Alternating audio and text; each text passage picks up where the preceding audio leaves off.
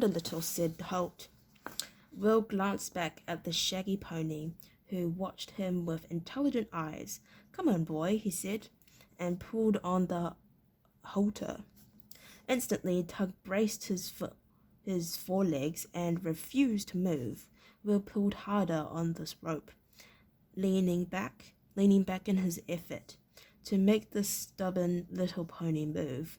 Old Bob cackled with laughter. "He be stronger than you," he said.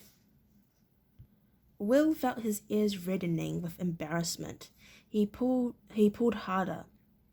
Tug twitched his ears and resisted. It was like trying to pull a house along. Don't look at him, Holt said softly. "Just take the rope and walk away from him. He'll follow." Will tried it that way. He turned his back on Tug, seized the rope firmly, and began walking. The pony trotted easily after him. Will looked at Holt and grinned. The ranger nodded his head towards the far fence of the paddock. Will glanced across and saw a small saddle placed across the top rail of the fence. Saddle him up," said the ranger. Tug clip-clopped docilely across the fence. Will looped the reins around the fence rail and hefted the saddle across the pony's back. He bent down to fasten the girth strap of the saddle. Pull them good and tight," old Bob advised him. Finally, the saddle was firmly in position. Will looked eagerly at Holt. "Can I ride him now?" he asked. The ranger stroked his uneven beard thoughtfully before he answered. If you feel that's a good idea, go ahead," he said finally. Will hesitated for a moment. The phrase stirred a vague memory with him, but then an eagerness overcame caution, and he put one foot in the stirrup and swung himself nimbly onto the horse's back. Tug stood unmoving. "Get up," Will said, drumming his heels against the pony's side. For a moment nothing happened. Then Will felt a small tremor of movement go through the pony's body. Suddenly, Tug arched his muscular little back and shot straight into the air, all 4 feet leaving the ground. At the same time, he twisted violently to one side, came down on his front legs and kicked his rear legs high into the sky. Will sailed neatly over the pony's ears, turned a complete somersault in the air, and crashed on his back in the dirt. He picked himself up, rubbing his back. Tug stood neatly, ears up, watching him intently. "Now, why'd you go and do a silly thing like that?" the eyes seemed to say. Old Bob leaned against the fence side, heaving with laughter. Will looked at Holt. What did I do wrong?" he asked. Holt ducked under the fence rails and walked across to where Tug stood, watching the two of them expectantly. He handed the bridle back to Will, then laid one hand on his shoulder. "Nothing, if this were an ordinary horse," he said, but Tug had been trained as a ranger's horse. "What's the difference?" Will interrupted angrily, and Holt held his hand up for silence. "The difference is each ranger's horse has to be asked before a rider mounts him for the first time," said Holt. They're trained that way so that they can never be stolen." Will scratched his head. I've never heard of such a thing, he said. Old Bob smiled as he walked forward. Not too many folks has, he said. That's why ranger horses never get stolen. Well, said Bill, what do you say to ranger horse before you mount him? Holt shrugged. It varies from horse to horse. Each one responds to a different request. He gestured towards the larger horse. My horse, for example, responds to the words permit more. Permit is more, Will echoed. What sort of words are they? They're Gaelic. They mean, will you allow me? His parents came from Gaelic. Gaelic, you see, Holt explained. Then he turned to old Bob. What are the words for tug here, Bob? Bob screwed up his eyes, pretending that he couldn't remember. Then his face cleared. Oh yes, I recall, he said. This here, he needs to be asked, do you mind?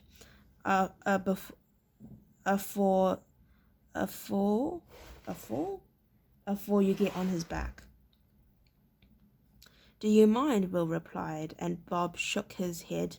Don't say it to me, youngster. Say it to the horse. Horse's ear. Feeling a little silly and not at all sure that the others weren't having a joke at his expense, Will stepped forward and said softly in Tug's ear, do you mind? Tug whined softly. Will looked doubtfully at the two men, and Bob nodded encouragement. Go on, climb on now. Young Tug won't harm ye now. Very carefully, Will swung himself onto the pony's shaggy back once again. His back still ached from the previous attempt. He sat there a moment. Nothing happened. Then he tapped his heels gently into Tug's ribs. Come on, boy, he said softly. Tug's ear twitched up, and he stepped forward at an easy walk. Still cautious, Will let him walk around the paddock once or twice, then tapped again with his heels. Tug broke into a gentle trot. Will moved easily to the rhythm of the horse's movement, and Holt looked on approvingly. The boy was an instinctive rider.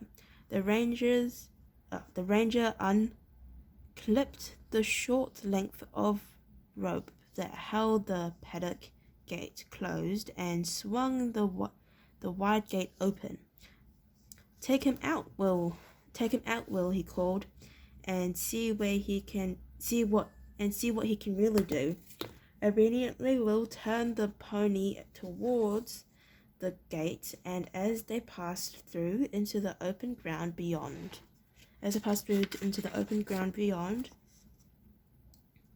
tapped once more with his heels.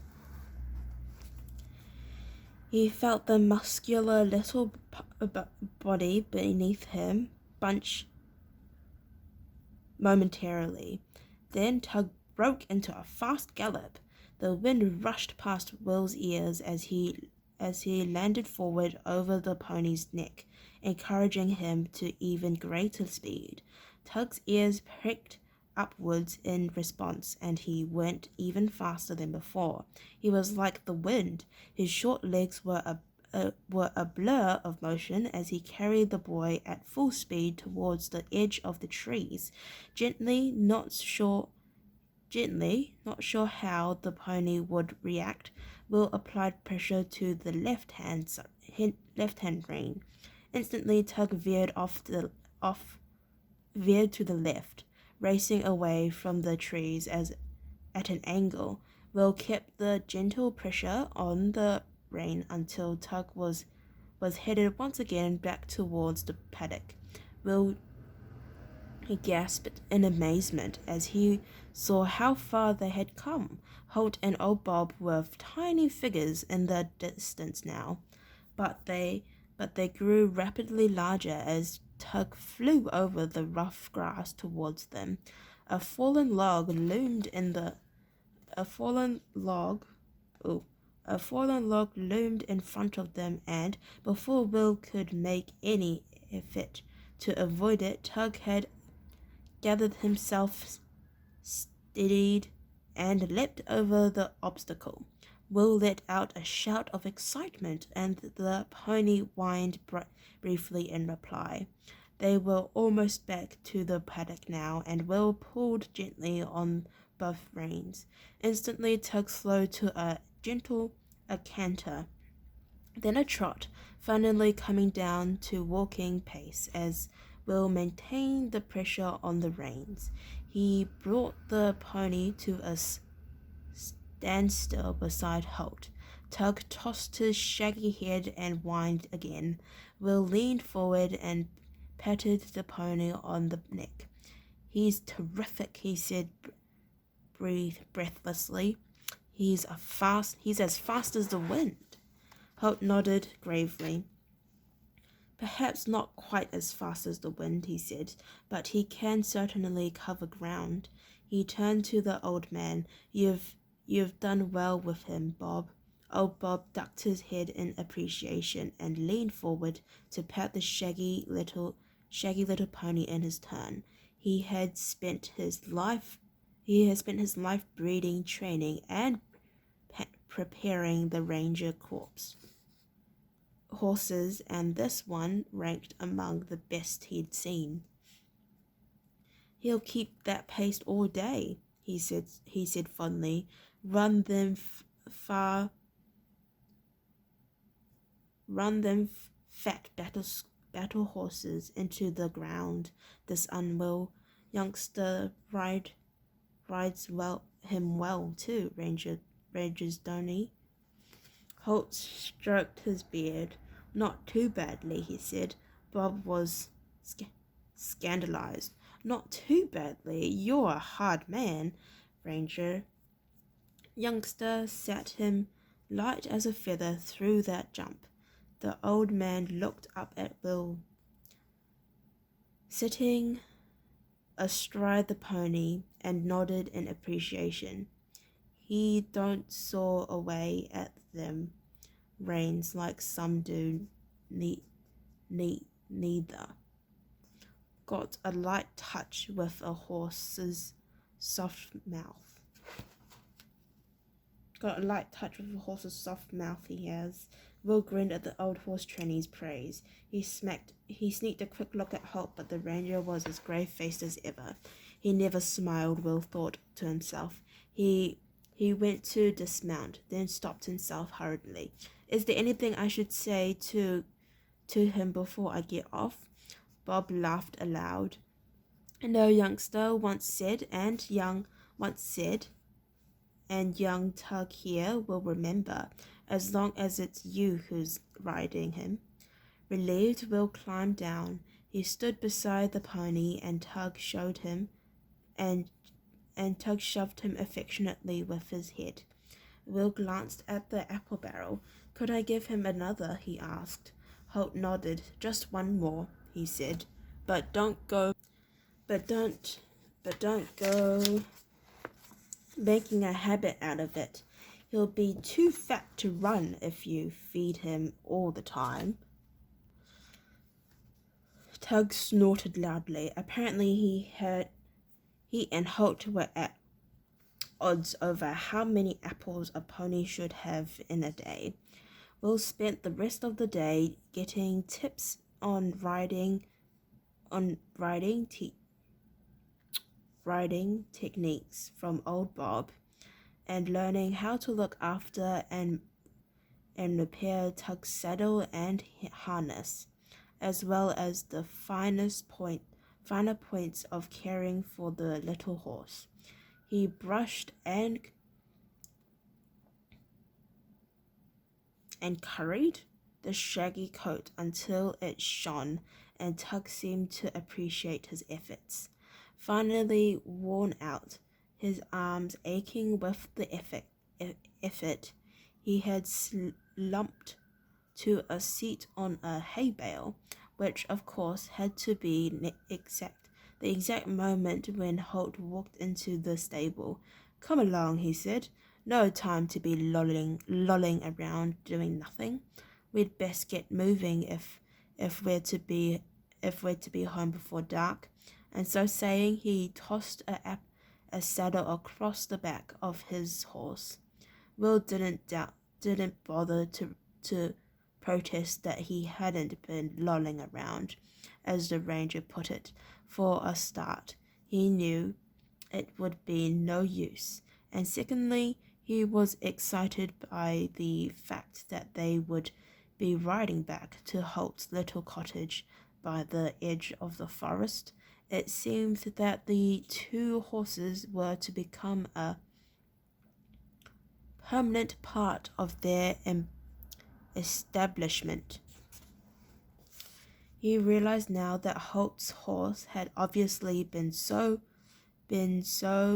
before, and that the horse ranger had only been waiting until Will had shown his ability to ride and to bond with Tug before reclaiming him from his temporary home in old Bob's stable.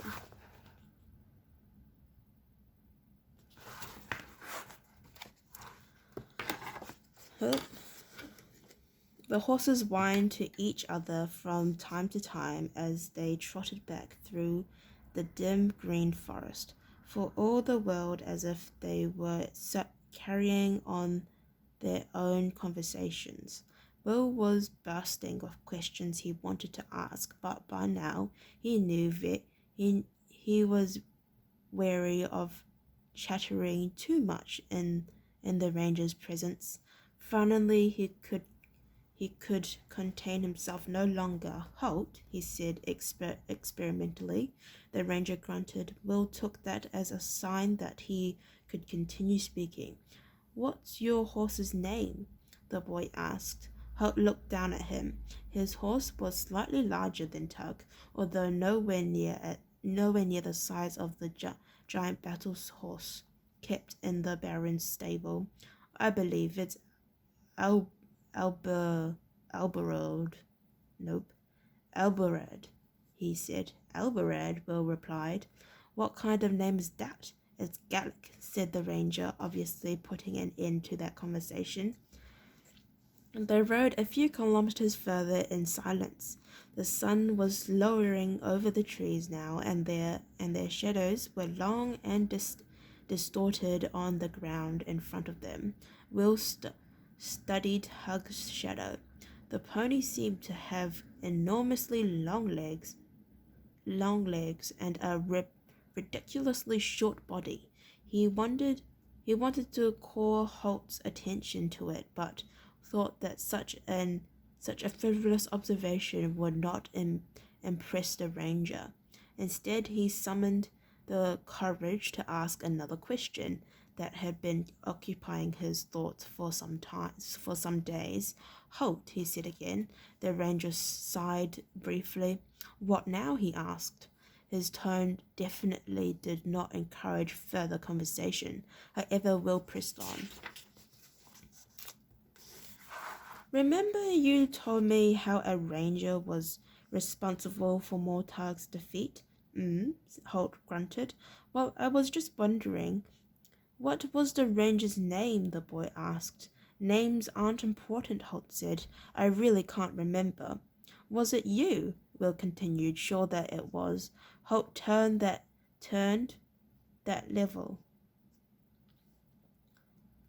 unsmiling gaze on him again. "I said names aren't important," he repeated. There was a silence between them for some seconds. Then the ranger said, "Do you know what is important?" Will shook his head. Supper is important," said the ranger, "and we'll be late for it if we don't hurry." He clapped his heels into Albert's side, and the horse shot away like an arrow from Holt's own bow, leaving Will and Tug far behind in a matter of seconds. Will touched Tug's side with his own heels, and the Little Pony raced off in pursuit of his bigger friend. Come on, Tug, Will urged. Let's show them how a real ranger horse can run. Okay, well, thank you for listening to me read chapter 14. If you'd like to listen to me read more chapters, please come back. Yes, thank you. Bye-bye.